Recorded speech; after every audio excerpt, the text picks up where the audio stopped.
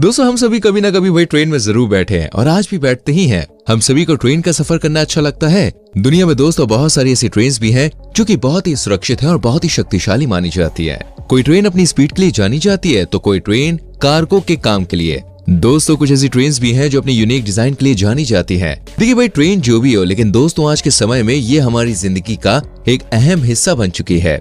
आज हमें कहीं घूमने जाना है, किसी दूसरी जगह जाना है तो हम सभी की पहली पसंद होती है ट्रेन। आज की इस वीडियो में दोस्तों हम आपको दुनिया की कुछ ऐसी ही most amazing and incredible trains के बारे में बताने जा रहे हैं जिसके बारे में हो सकता है आप ना जानते हो। आज की वीडियो बहुत ही खास होने वाली है, इसलिए आपसे रिक्वेस्ट करना चाहूंगा प्लीज एंड तक देखिएगा बिना स्किप किए। तो आइए शुरू करते हैं ये शानदार सफर।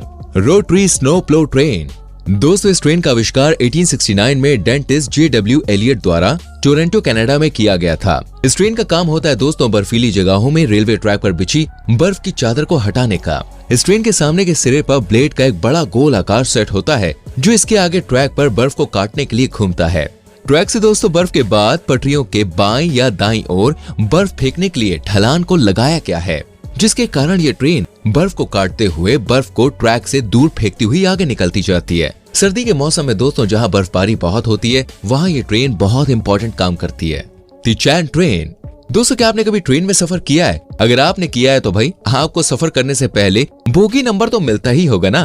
तो भाई क्या था आपका पिछला बोगी नंबर 5, 6, 7 या फिर 96? अब आप सोच रहे होंगे भाई बोगी नंबर भला 96 कैसे हो सकता है? क्या इतनी बड़ी ट्रेन भी होती है? तो हाँ भाई बिल्कुल होती है। ऑस्ट्रेलिया में चलने वाली चैन की कुल लंबाई आप जानते हैं 1200 मीटर से भी ज्यादा है बॉस। ये ट्रेन एक बार में 16 से 26 बोगियां लेकर ट्रेवल करती है। लेकिन दोस्तों एक बार इस ट्रेन ने 96 से भी ज्यादा बोगियों को खींचा था। ये एडिलेड से डार्विन तक का सफर तय करती है जो कि भाई 2979 किलोमीटर का है। अब जानते हैं इस ट्रेन का टोटल सफर दोस्तों 54 घंटे का होता है और इसकी maximum speed 50 kilometre per hour की है। दोस्तों आपको ये जानकर हैरानी होगी कि इस ट्रेन का नाम एक अफगान कैमल ड्राइवर के नाम पर रखा गया था। Union Pacific train. दोस्तों यूनियन पैसिफिक ट्रेन रेलगाड़ी की वो संस्था है जो यूरोप में रेलगाड़ी चलाती है। और सबसे बड़ी बात यह है अभी ये लोग अपनी रेलगाड़ियों को चलाने के लिए इलेक्ट्रिसिटी या फिर डीजल का इस्तेमाल नहीं करती है, बल्कि यूनियन पैसिफिक ट्रेन्स की अधिकतर ट्रेन्स तो ऐसी हैं जो आज भी भाप के इंजन से चलाई जाती हैं। जी हाँ दोस्तों, आज भी यहाँ पर कोयले से चलने वाले इंजन मौजूद हैं। यही वजह है कि यूनियन पैसिफिक ट्रेन में जितने भी लोग यात्रा करने नहीं जाते उससे ज्यादा लोग तो भाई सिर्फ इस ट्रेन को देखने के लिए आते हैं। दोस्तों ये घटना साल 2010 की है जब यूनियन पैसिफिक ट्रेन के कुछ कर्मचारी देखना चाहते थे कि एक इंजन की मदद से कितनी लंबी ट्रेन को खींचा जा सकता है। दरअसल दोस्तों ऐसा करने से उसकी भारी भरकम बचत होने वाली थी। यही वजह है कि उसने एक मालगाड़ी ट्रेन में डिब्बों को जोड़ कर उसकी लंबाई 6 किलोमीटर से अधिक कर दी है। हैरानी की बात तो ये है कि ये ट्रेन का इंजन पूरी तरह से कोयले से चलने वाला इंजन था। आखिरकार दोस्तों वो दिन आ गया जब इतनी लंबी ट्रेन को कोयले से चलने वाले इंजन की मदद से खींचा गया और इस ट्रेन ने दुनिया की सबसे लंबी ट्रेन की लिस्ट में अपना नाम दर्ज करवा लिया, शंघाई मैग्लेव। दोस्तों अब हम जिस ट्रेन के बारे में आपको बताने जा रहे हैं उसे दुनिया में सबसे तेज स्पीड से चलने वाली ट्रेन भी कहा जाता है। जी हाँ, यहाँ पे हम बात कर रहे हैं चीन की सुपर हाई स्पीड वाली मैग्लेव ट्रेन की, जो 600 किलोमीटर प्रति घंटे की रफ्तार से फर्राटे भरने वाली मैग्लेव ट्रेन ट्रैक से थोड़ा ऊपर तैरती हुई नजर आती है।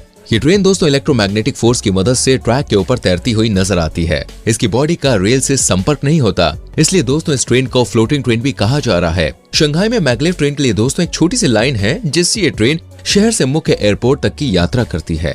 इस ट्रेन की स्पीड दोस्तों 600 किलोमीटर पर आवर है। इस हिसाब से इसे शंघाई से बीजिंग जाने में 2.5 घंटे का समय लगेगा।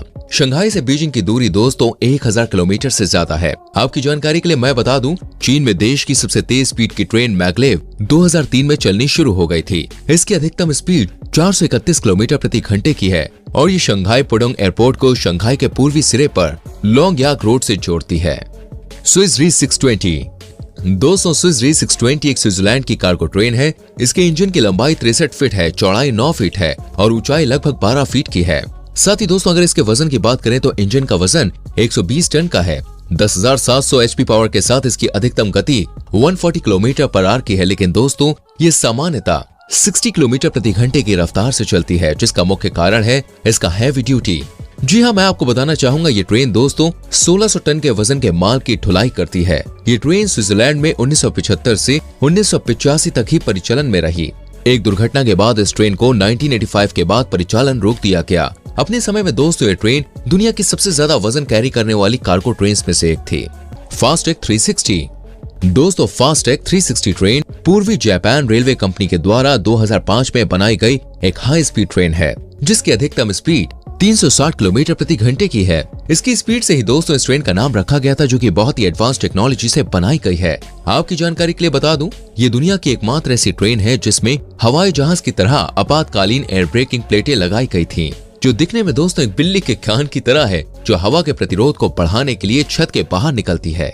हालांकि दोस्तों इस ट्रेन का परिचालन अब बंद कर दिया गया है, लेकिन दोस्तों ये ट्रेन जापान के हाई स्पीड ट्रेन के क्षेत्र में पहली सफलता मानी जाती है। फास्टैग 360 में 2 अलग अलग कैप सिरों का इस्तेमाल किया गया था, जो कि इसे बहुत ही खास बनाती थी। आपको मैं बताना चाहूंगा कि इस ट्रेन की सभी मोटर्स 8600 किलोवाट यानी कि 11,532.8 HP के पावर की थी, जो इसे बहुत ही ज्यादा शक्तिशाली बना देती है। Hydrogen train. दोस्तों हाइड्रोजन ट्रेन के नाम से ही पता चलता है कि ये ट्रेन हाइड्रोजन गैस से चल रही है। जर्मनी ने सफलतापूर्वक हाइड्रोजन से चलने वाली ट्रेन की शुरुआत सन 2018 में की थी। इससे प्रदूषण भी कम होगा, इसलिए दोस्तों इसे इको फ्रेंडली कहा गया है। जैसा कि हम जानते हैं कि पूरी दुनिया में धीरे धीरे प्रदूषण की जो समस्या है वो बढ़ती जा रही है, इसलिए फ्रांस की मल्टीनेशनल कंपनी अल्स्टॉम ने हाइड्रोजन से चलने वाली ट्रेन को तैयार किया है। इस ट्रेन की खासियत है कि यह पारंपरिक डीजल इंजन की तुलना में 60% कम शोर करेगी। ये पूरी तरह से दोस्तों उत्सर्जन मुक्त है। इसकी स्पीड और यात्रियों को ले जाने की कैपेसिटी भी डीजल ट्रेन के परफॉर्मेंस के बराबर है। हाइड्रोजन ट्रेन डीजल इंजन जैसी तकनीक का इस्तेमाल करती है, फर्क सिर्फ इंजन की बनावट और ईंधन का है। ट्रेन में डीजल की जगह फ्यूल सेल, हाइड्रोजन और ऑक्सीजन डाले गए हैं। ऑक्सीजन की मदद से हाइड्रोजन नियंत्रित ढंग से चलेगी और इस गर्मी से बिजली पैदा होगी।